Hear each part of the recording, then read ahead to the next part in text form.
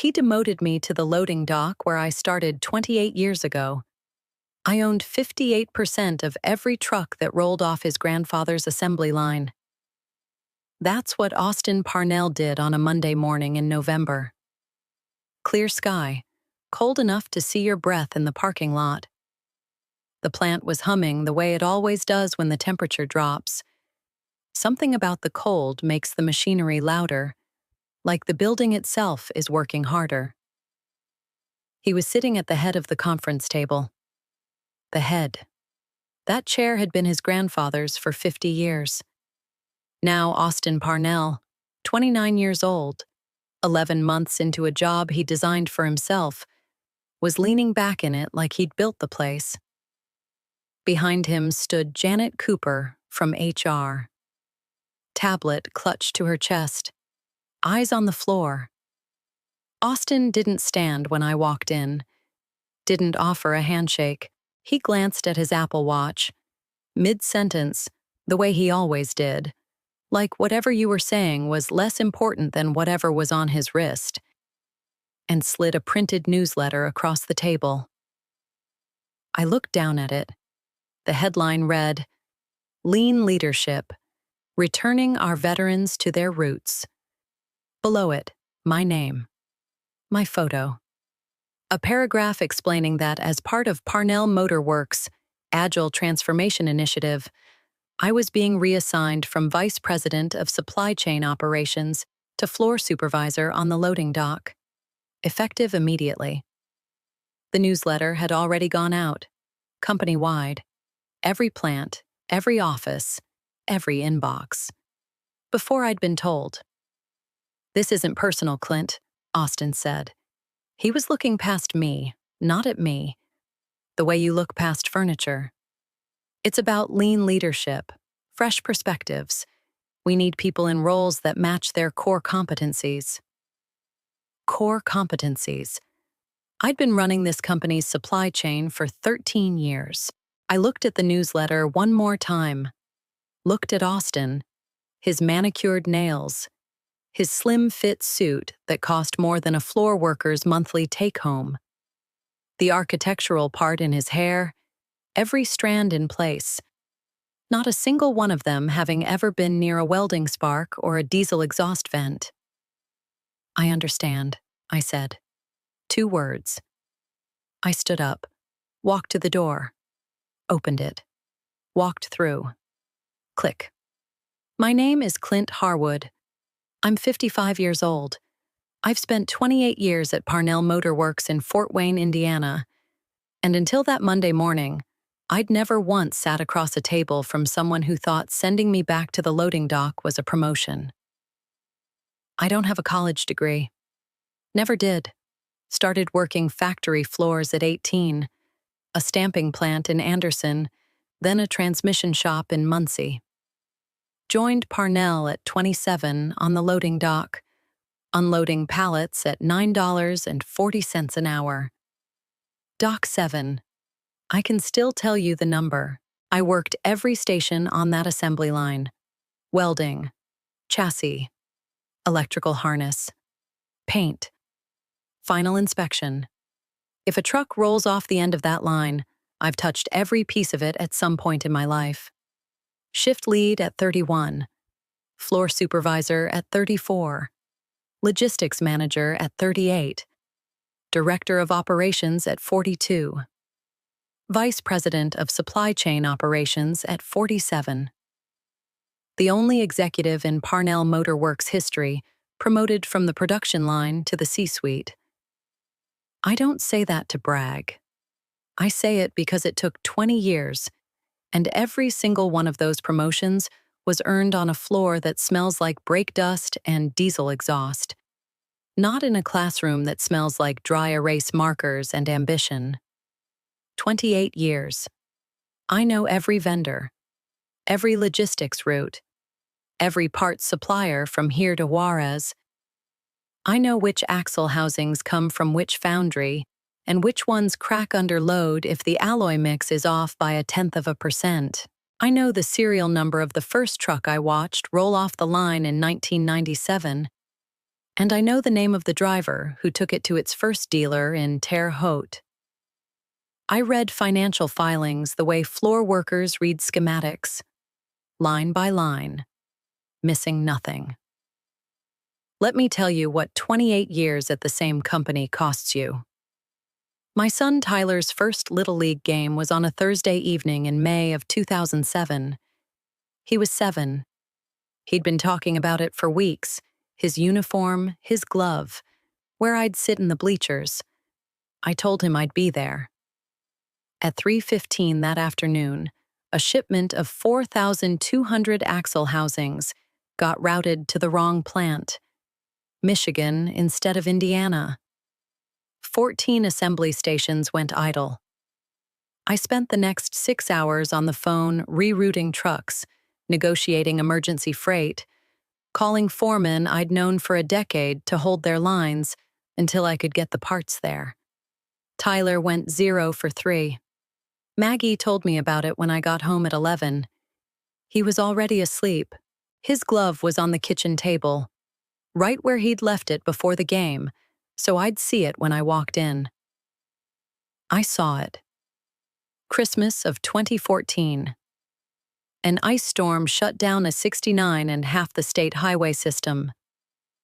I had 140 trucks carrying $23 million in components scattered across 3 states. I spent Christmas Day and the next 2 days in the logistics office, rerouting every single one. Maggie brought me a thermos of coffee and a turkey sandwich wrapped in foil. She didn't complain. She never complained. She just set it on my desk, kissed the top of my head, and drove home through the ice. 26 years married. Margaret Walker became Margaret Harwood when I was 29, 2 years after I started at Parnell. She's 52 now. Bookkeeper for a construction company in Fort Wayne. Practical. Quiet. The only person who has ever looked me in the eye and told me to stop letting people take advantage of my loyalty. I didn't listen. Not for a long time. 3 times I got offered better-paying jobs. Once from a competitor in Louisville, once from a logistics firm in Chicago, once from a truck manufacturer in Dallas that would have meant a 40% raise. 3 times I turned them down. 3 times Hank Parnell himself, the founder, the old man, the one who built this company from a single assembly bay on the east side of Fort Wayne in 1971, shook my hand and said, "Next year, Clint, you'll see." I saw. I just kept seeing the same thing, but here's what nobody knew, what nobody thought to check. In 1997, my second year at Parnell, the company started offering a stock purchase plan. 15% discount on shares, payroll deduction. Most guys on the floor ignored it. I didn't. I signed up the first week. Every paycheck, a piece of it went into Parnell Motor Works stock. Then came profit sharing. Every annual payout, I reinvested. Straight into shares. Maggie and I talked about it once a year, at the kitchen table. Same table we still eat dinner on. She'd look at the numbers, I'd look at the numbers, and we'd agree. Keep buying. In 2009, I called a lawyer named Douglas Fletcher. Maggie's recommendation. She knew him through her construction firm's legal contacts. Doug helped me set up a family trust, moved all the shares into it. Clean, legal, airtight. In 2011, co-founder Earl Stafford retired. He owned 12% of the company. He didn't want to sell to a bank or a private equity fund. He wanted to sell to someone who'd been in the building. He called me on a Saturday morning. We shook hands on a Monday. His 12% went into the trust. In 2017, co-founder Bill Mercer passed away. His estate put his 9% stake up for sale. Doug Fletcher made the call. The trust acquired it. 58%. I owned 58% of Parnell Motor Works.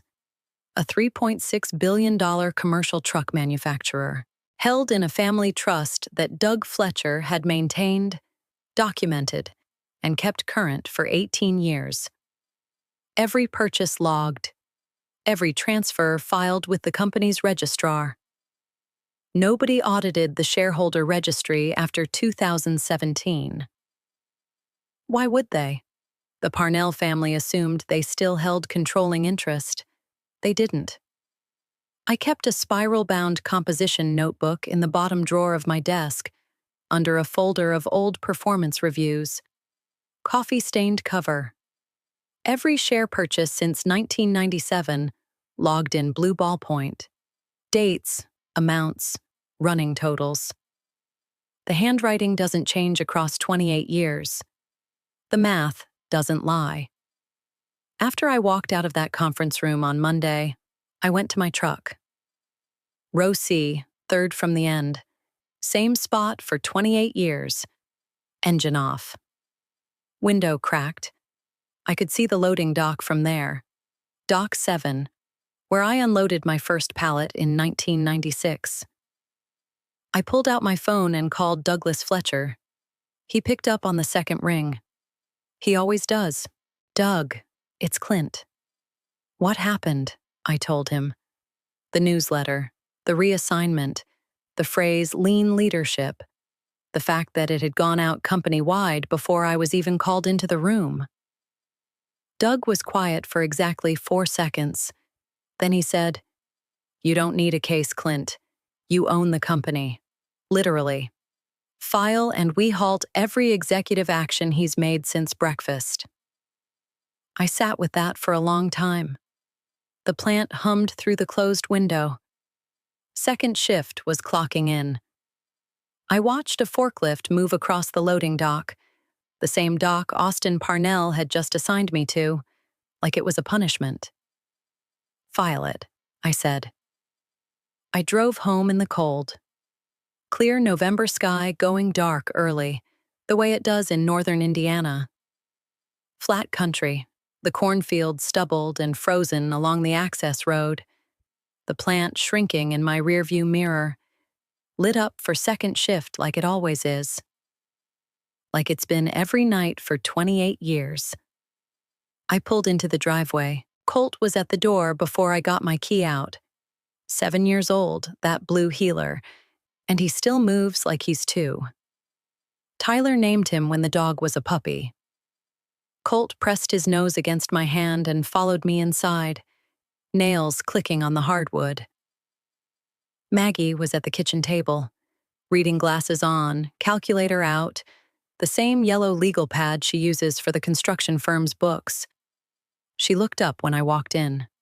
She didn't say hello. She saw something in my face. Something different. What happened? I sat down across from her. Same chair, same table. 26 years of dinners at this table. Austin Parnell sent me back to the loading dock. She set her pen down. Slowly. He doesn't know I own the building.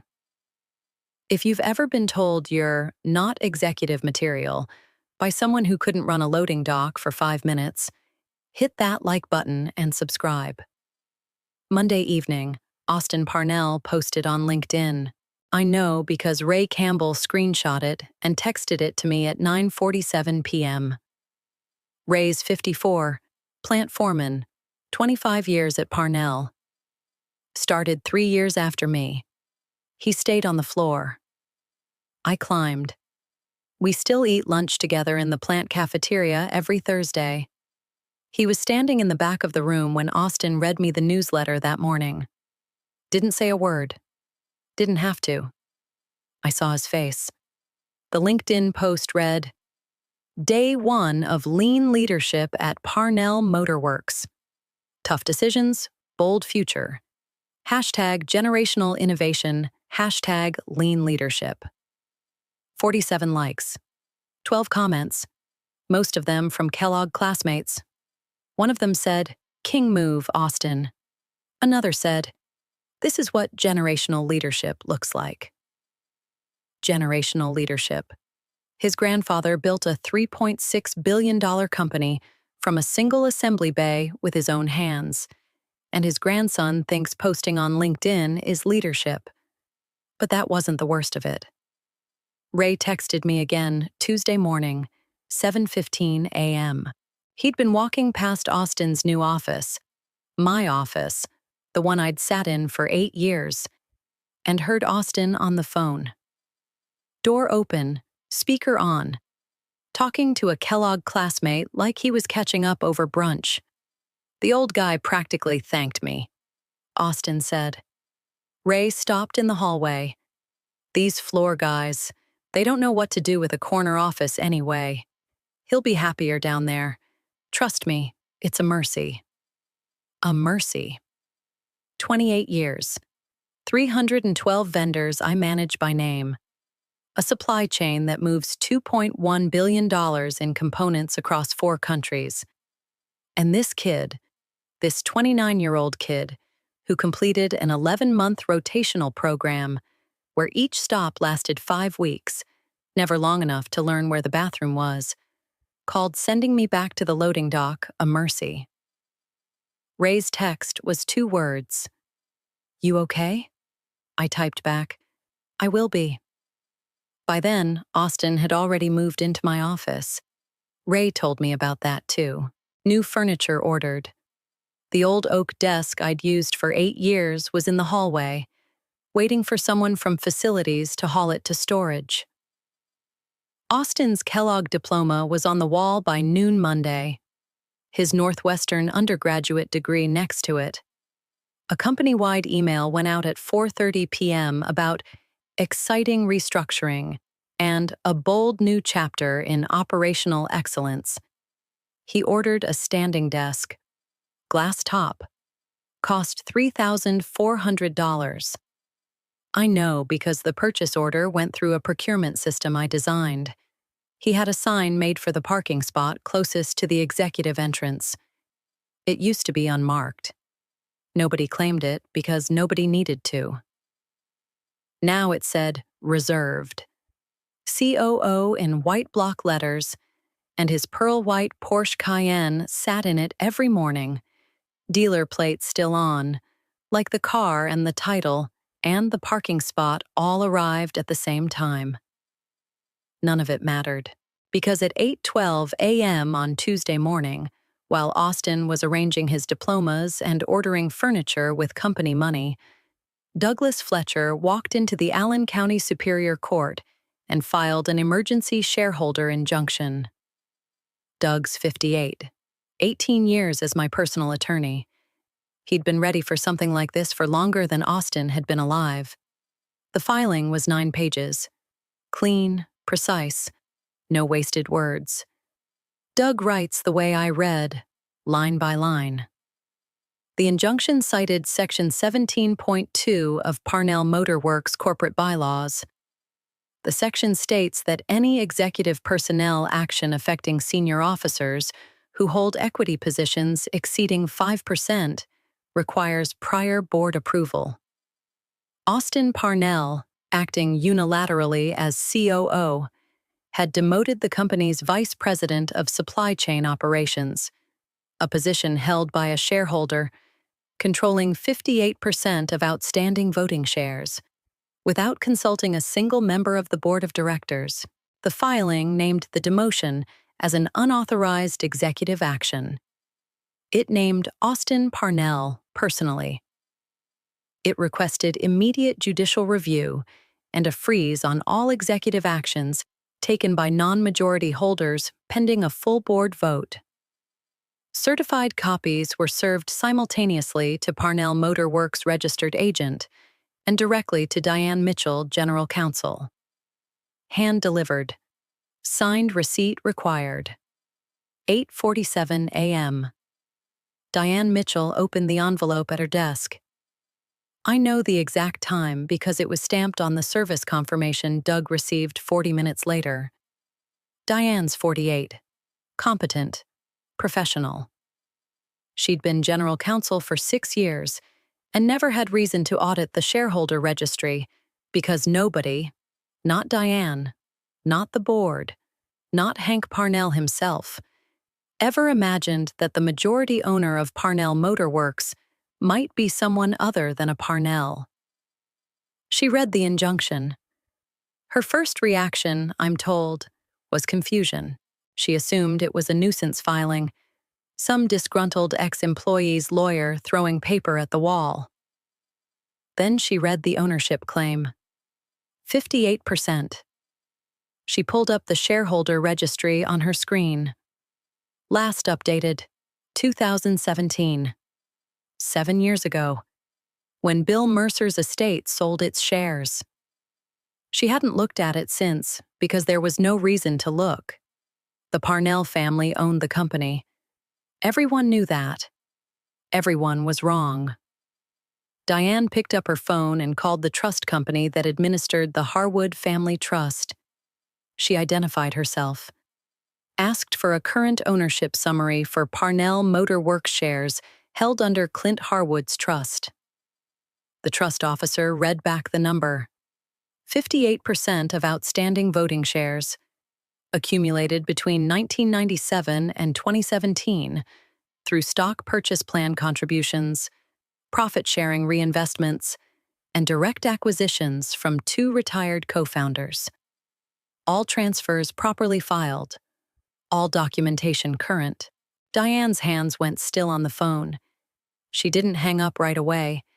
She asked the trust officer to repeat the number. He did. She stood up from her desk. She didn't bring notes. She didn't bring her laptop.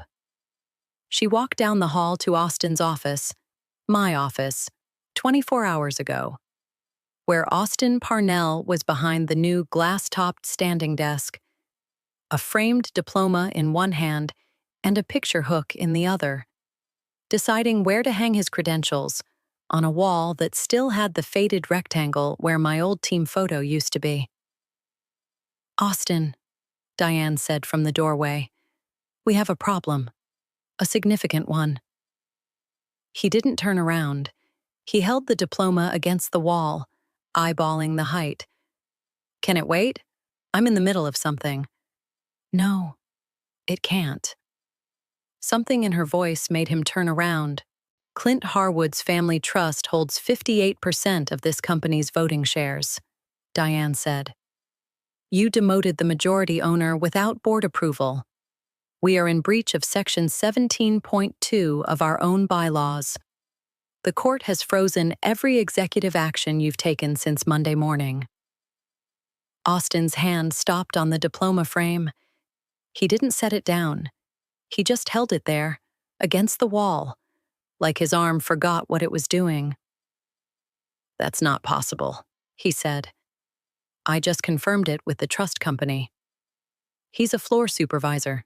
He was on the loading dock." Diane didn't respond to that. There was nothing to respond to. The board was notified within the hour. Emergency meeting called for Thursday, 2 p.m., 48 hours. Hank Parnell, 81 years old, founder, the man who'd built this company from a single bay, received the call at his home. His voice was the same gravelly voice it had always been, but quieter now. He asked one question: how much does he own? When they told him 58%, the line went silent for a long time. Then Hank Parnell said, "I'll be there Thursday," and hung up. Austin spent Wednesday calling lawyers, 3 different firms. I know because Doug Fletcher knows people at 2 of them, and word travels fast in Fort Wayne's legal community when a 29-year-old with a Kellogg MBA tries to hire someone to fight a majority shareholder injunction he created by not reading his own company's bylaws. Nobody took the case. Wednesday night, I was in my workshop at home. Small space off the garage, just a bench and some hand tools, and the smell of sawdust and mineral oil. I'd been meaning to turn a piece of walnut into a shelf for Ellie's dorm room at Purdue. Kept putting it off. 60-hour weeks don't leave much time for walnut. Maggie appeared in the doorway with a mug of coffee. Plant break room coffee, brewed from the Folgers can under the sink. Same can, same brand, since 1996. She leaned against the doorframe and watched me run my hand along the grain. "Tomorrow's the board meeting," she said. I nodded. "You nervous?" I turned the wood over in my hands, felt the weight of it. Solid, dense, the kind of wood that doesn't warp if you treat it right. "No," I said. "I've been doing the math for 28 years. The math doesn't change." Thursday, 2 p.m. I walked into the Parnell Motor Works boardroom without a stack of quarterly logistics reports under my arm. The room hadn't changed. Oak table, Hank Parnell picked out in 1982. I know because there's a photo of the delivery in the lobby downstairs. Hank and Earl Stafford carrying it through the front doors themselves. The painting of the first Parnell truck off the assembly line hung behind the head chair. Same as always. A 1972 Model 400, forest green, chrome bumpers. I watched them restore that painting in 2003. I was the one who suggested they reframe it. The faint vibration of the assembly line hummed through the floor. Second story, frosted glass, heavy doors, and you could still feel the plant working beneath you. That vibration had been under my feet for 28 years. It was under them now. 7 board members seated around the table. Diane Mitchell at the far end with a stack of documents and a face that looked like she hadn't slept since Tuesday. Douglas Fletcher sat to my left, briefcase open, yellow legal pad with 3 pages of notes he wouldn't need. Hank Parnell was at the far end, 81 years old, suspenders, reading glasses on a chain around his neck, hands folded on the oak. His face was gray, not angry, not sad, just gray the way a man looks when he's watching something he built reach a moment he can't control. Austin sat to Hank's right, posture rigid, jaw set, his own attorney, someone he'd finally found on Wednesday afternoon, a young associate from Indianapolis who looked like he'd rather be anywhere else, sat behind him against the wall. Austin had been coached to say nothing. For once, he was listening to advice. His manicured hands were flat on the table. Still, the Apple Watch was on his wrist, but he wasn't checking it. Diane Mitchell spoke first. She presented the ownership documentation, the trust records, the acquisition timeline from 1997 through 2017. The current shareholder registry she'd had the trust company verify twice. She laid it out the way a general counsel is supposed to. Clean, factual, no editorializing. The numbers did the talking. 58% of Parnell Motor Works' outstanding voting shares. Held in the Harwood Family Trust. Established 2009. Administered by Douglas Fletcher, attorney of record. She confirmed that the last comprehensive registry audit had been conducted in 2017, following the acquisition of Bill Mercer's estate shares. No subsequent audit had been performed.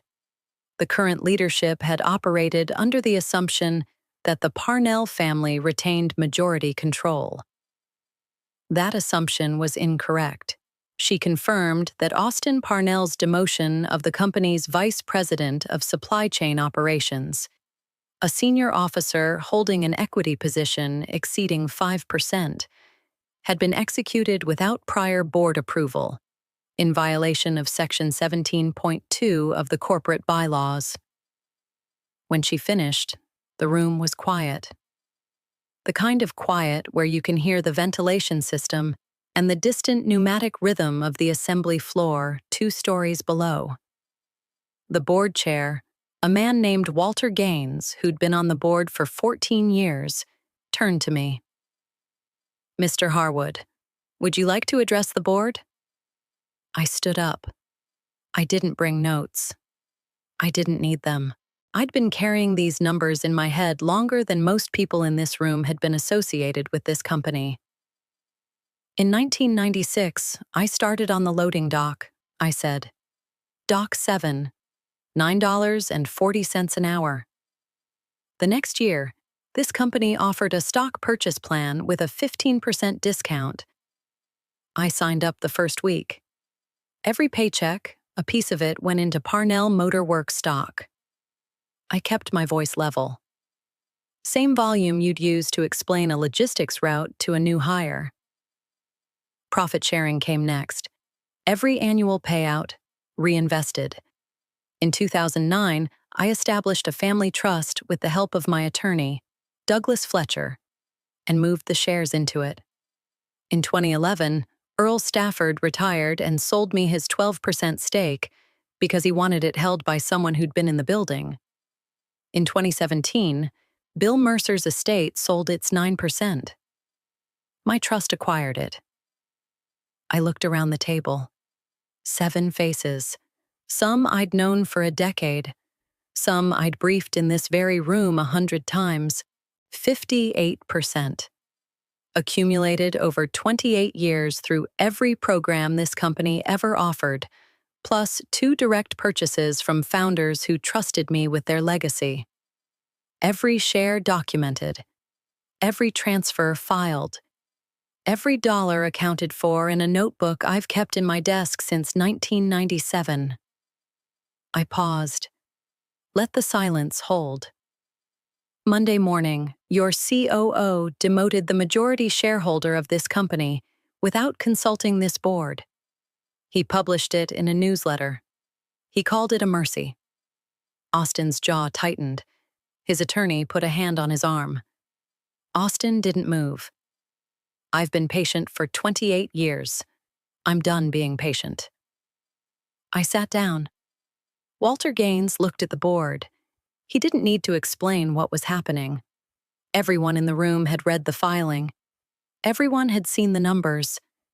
Everyone understood that the 29-year-old sitting next to his grandfather had demoted the man who owned the company and announced it in a newsletter with a hashtag. The motion to remove Austin Parnell as Chief Operating Officer was put forward by board member number 3, a woman named Carol Ashworth, who'd been on the board for 9 years and had never once voted against the Parnell family on anything.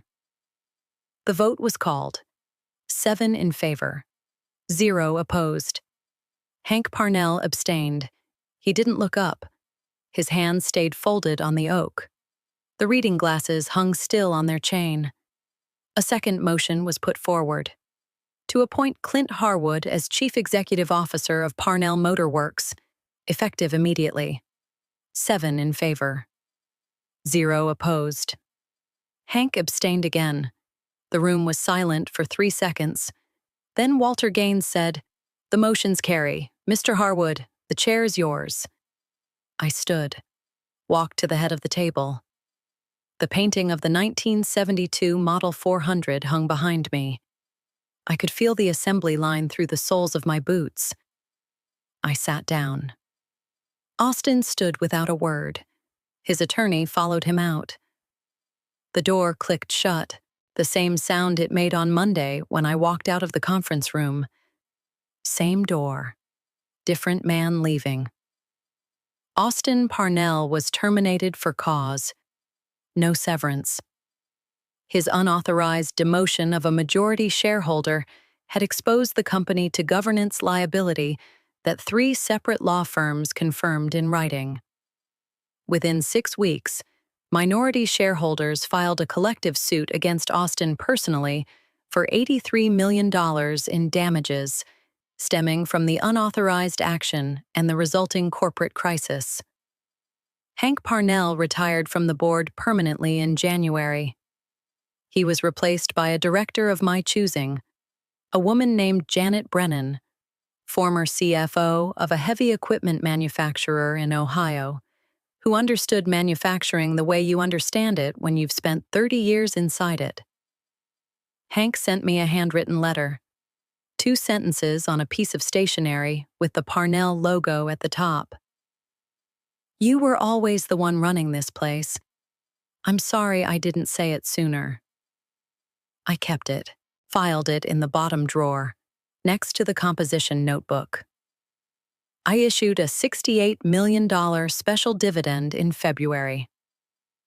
My 58% stake netted me $39.4 million personally.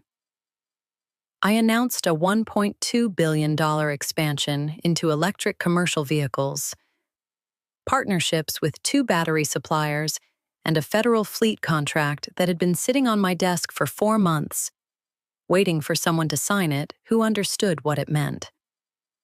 The stock price doubled within 8 months. Austin's LinkedIn profile went dark in January. His Porsche Cayenne was repossessed in March. Last I heard, he was living in his mother's guest house in Carmel, Indiana, with an $83 million lawsuit hanging over his head and a Kellogg diploma that no one was asking to see. That Thursday evening, after the vote, I pulled into my driveway in the same 2012 Silverado I've driven for 12 years, 194,000 miles. Dark blue. Steel-toed boots still behind the driver's seat. Colt was at the door. He pressed his nose into my palm the way he always does, then followed me into the kitchen, nails clicking on the hardwood. Maggie was at the table. Same chair. She'd already brewed a pot from the Folgers can under the sink. Plant break room coffee. The mug she set down in front of me had the Parnell Motor Works logo half worn off the side. She sat across from me. Didn't ask how it went. She could see it. First snow of the season was falling outside the kitchen window. Light, quiet, the kind that dusts the yard but doesn't stick to the road. The kitchen was warm. Coffee steam curled between us. I picked up my phone and called Tyler. He picked up on the second ring. "Hey, Dad." "Hey, got some news." Long pause. I could hear the shop noise behind him, wrenches, an air compressor, a radio playing something with a steel guitar. "About damn time." I sat there for a while after I hung up. Maggie across from me, Colt at my feet, snow falling outside. Nowhere to be tomorrow. Nowhere to be except right here, at the same kitchen table where we'd been doing the math for 26 years. Funny thing about a loading dock. Everyone walks past it. Nobody thinks about it. But nothing moves without it. Not a single truck. Not a single dollar. Some men climb to the top by stepping over people. I climbed by buying the stairs. If you enjoyed this story, hit that like button and let me know what you think in the comments. And if you haven't subscribed yet, subscribe and ring that notification bell to get alerts about new stories like this one. Thanks for watching. See you in the next video.